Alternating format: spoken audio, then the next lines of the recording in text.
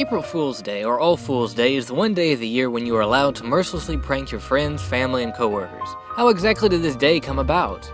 We don't actually know for sure what started the celebration of April Fool's Day. References can be found as early as the 1500s, but these accounts are infrequent and not very detailed. The most popular theory is that it began around 1582 in France during the Reformation of the calendar. Before France adopted the Gregorian calendar, they celebrated New Year's for 8 days, beginning on March 25th and ending on April 1st. When they switched calendar systems, the 8th day moved from April 1st to January 1st. Because they didn't have internet, phones, social media, and a mail system, a lot of people didn't hear about this change until years later. Those that did not hear about the change continued to celebrate New Year's in April. Others refused to celebrate it out of rebellion. Those that had been informed of the change and adjusted their calendars began to make fun of these fools who were uninformed or rebellious. This harassment evolved into a tradition of playing pranks on the first day of April and then spread to other countries.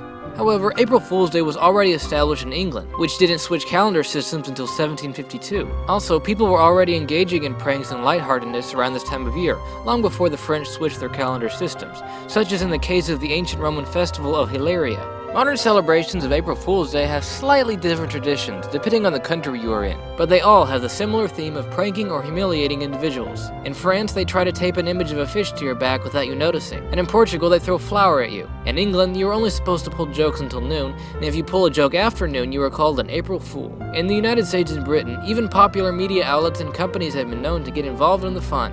In 1996, Taco Bell announced that it had purchased the Liberty Bell from the city of Philadelphia and was going to rename it the Taco Liberty Bell. In 1992, NPR claimed that Richard Nixon would be running again for president. British publication The Guardian famously pranked the public in 1977 when they said that a semicolon-shaped island in the Indian Ocean had been discovered. This hoax is credited for launching the trend of April Fool's Day pranks by British tabloids.